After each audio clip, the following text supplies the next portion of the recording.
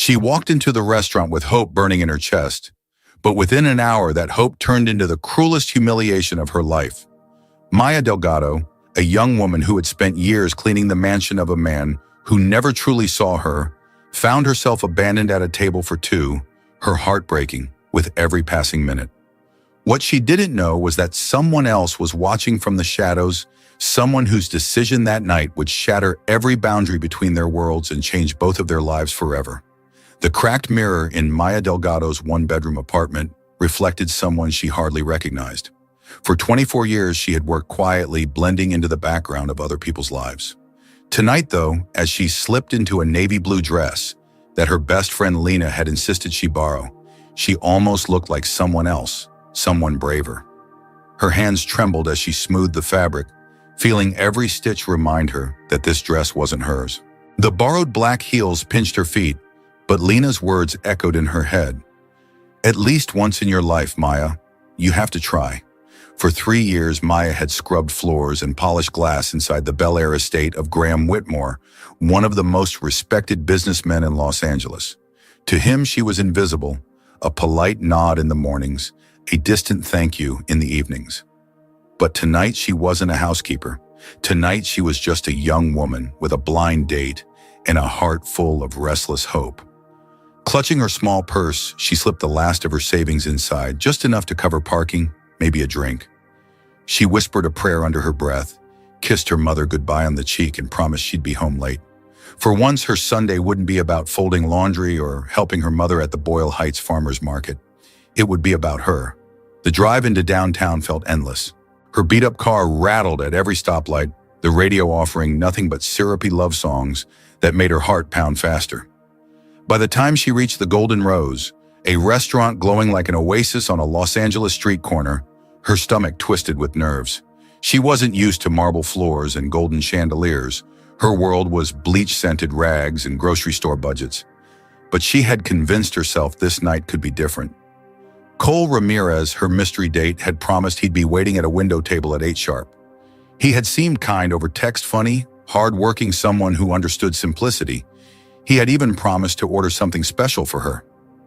Maya clung to that promise as she walked into the restaurant at 7:55, her breath catching at the sight of crisp white linens, flickering candles, and couples laughing softly over plates she could never afford.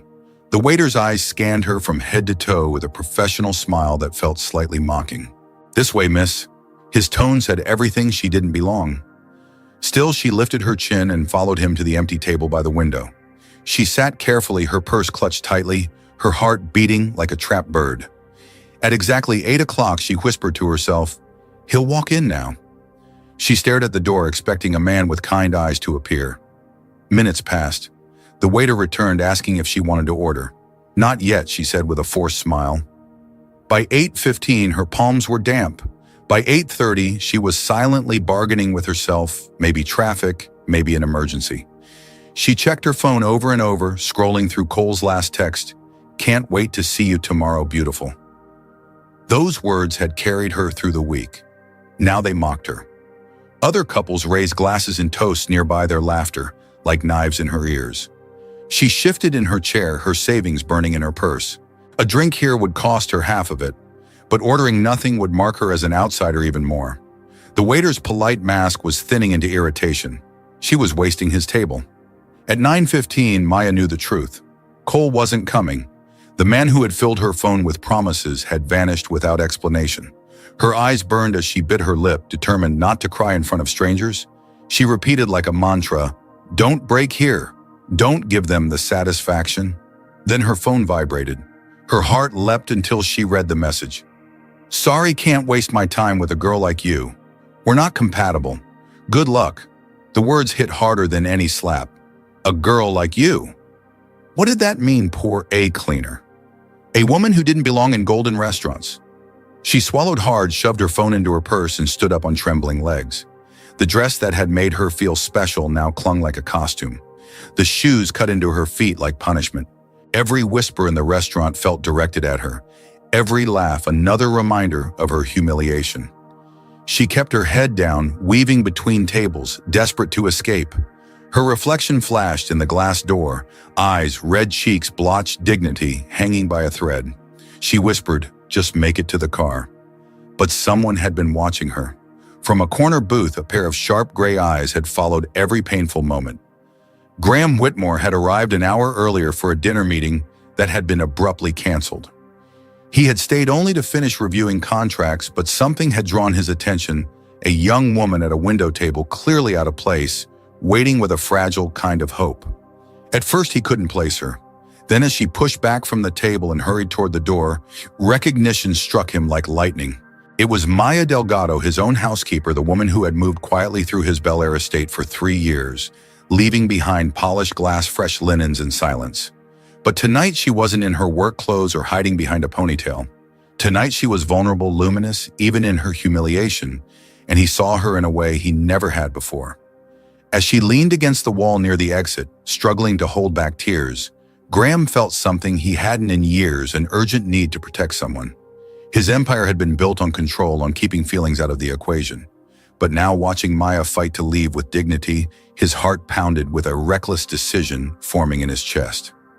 Would he step forward and change her night and maybe his life forever? Maya tried to steady her breathing as she leaned against the wall, clutching her purse so tightly her knuckles turned white. The weight of humiliation pressed down on her chest, but before she could push herself through the glass doors, she heard a familiar voice, low and calm, calling her name. She froze. That voice didn't belong to her date, and it wasn't her imagination either. Slowly she turned, and there stood Graham Whitmore, impeccably dressed in his navy suit, his piercing gray eyes fixed on her with an intensity that stole the air from her lungs. Her first instinct was panic. This was her boss, the man who signed her paychecks, the man who barely noticed her existence at the Bel Air estate. And now of all nights he had to see her like this, broken, humiliated, standing in borrowed shoes that pinched her feet, in a dress that was never hers to claim. Her voice wavered as she whispered, "Mr. Whitmore, I didn't know you were here." She quickly wiped at her ruined makeup, but it was no use. Her shame was written all over her face. To her surprise, Graham didn't offer judgment, or even that cool distance she was so used to. Instead, he stepped closer, lowering his voice so only she could hear. "Maya, you don't have to explain anything to me, but I can't just stand by while you're hurting." His words were so soft, so uncharacteristically gentle, that for a moment she couldn't believe they were real. This was the man who ruled boardrooms with iron composure, who built his empire on cold logic and efficiency. Yet here he was, looking at her as if she mattered. Maya shook her head, her voice cracking. "I'm fine. Really, I should go. I don't belong here." She tried to step away, but Graham's hand reached out instinctively, stopping just short of touching her arm as though he was afraid of crossing a line. "Please," he said, his tone carrying a weight she hadn't heard before. "At least let me sit with you for a few minutes. No expectations. Just let me keep you company tonight." Her breath caught. She wanted to refuse to protect what little pride she had left, but something in his eyes, something raw, protective, almost pleading, made her nod. Without another word, Graham guided her back toward the table by the window, ignoring the curious glances from other diners. When they sat down, the space between them was thick with unspoken questions, but for the first time that evening, Maya felt a strange calm begin to settle. The waiter returned, his expression instantly changing when he realized Graham Whitmore himself was now seated at the table. Suddenly, the same man who had been impatient with Maya moments earlier transformed into a picture of courtesy, his tone dripping with respect. "Mr. Whitmore, will you and your guest be dining with us tonight?" Graham didn't hesitate. "Yes. Bring us the chef's recommendations and a bottle of your best red." His decisive tone left no room for debate. Maya's cheeks burned. "You don't have to do this," she murmured, but Graham turned toward her with a half-smile that softened his usually stern face. "I want to. Tonight you deserve more than what you were given." As the food arrived, the conversation began hesitantly. Maya confessed in a whisper about Cole, about the cruel message that had shattered her. She expected Graham to remain silent, maybe awkward, but instead his jaw clenched, his voice firm. "Any man who would treat you like that isn't worth a second of your time. He doesn't know what he lost." There was no pity in his voice, only conviction, and that stirred something in her that she hadn't felt in years dignity. She looked across the table and for the first time really saw him. Not the billionaire whose house she cleaned, but a man sitting there with his sleeves rolled back, slightly leaning forward, listening to her as if her words held value. He asked about her family, her childhood in El Paso, her dreams of someday owning a little house with a garden. And he didn't just listen, he absorbed every word, his gaze steady and intent, as though she were revealing secrets worth more than any deal he had ever signed. In return, Graham shared pieces of himself she never imagined. He spoke about growing up in a mansion that always echoed with emptiness, about parents who replaced affection with expectations. He admitted that he had built his empire not out of passion, but as a shield against loneliness. "I've been surrounded by people my entire life," he confessed, his voice low, "and yet I've never really felt seen. Until tonight." Maya's breath hitched at his words, her heart thundering as the air between them shifted. The restaurant seemed to fade, leaving just the two of them in a quiet bubble of understanding. She felt her walls crumbling, not because he demanded it, but because for the first time she didn't feel invisible. Hours slipped away.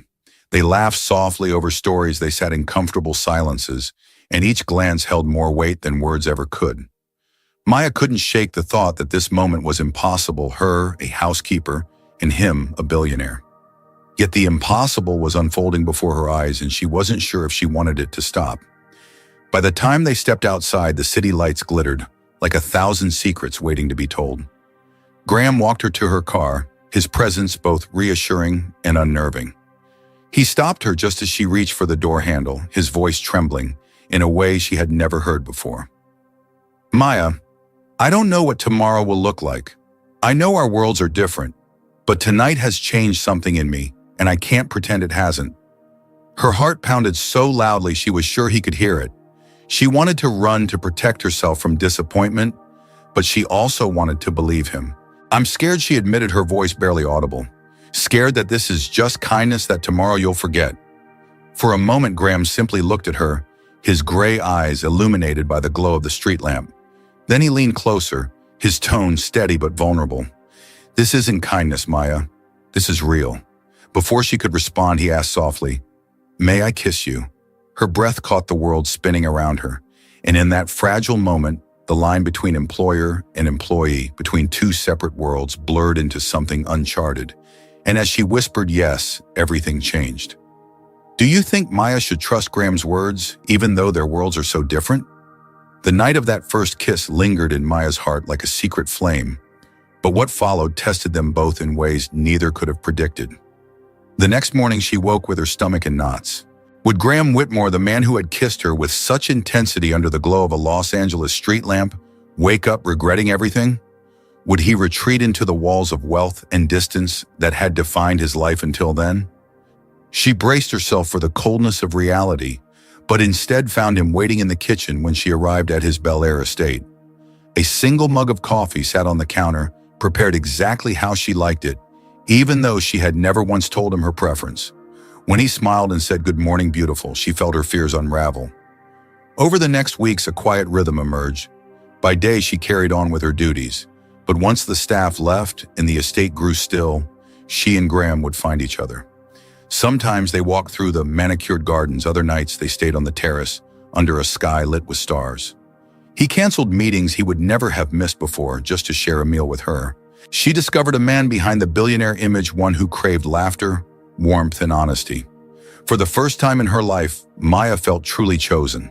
But the outside world was not blind. Whispers began among the staff, then spread beyond the estate. Soon Graham's family and business associates started to notice his absences, his distraction. One evening, his mother called from New York, her voice sharp with accusation. "You're risking everything, Graham. Your reputation, your company. This girl is not your equal. People will laugh at you." Graham clenched his jaw, responding with a steel she had never heard him use before. "She is worth more than every empty dinner I've ever attended. If they laugh, let them." But Maya overheard, and guilt coiled in her chest. Was she tearing his world apart?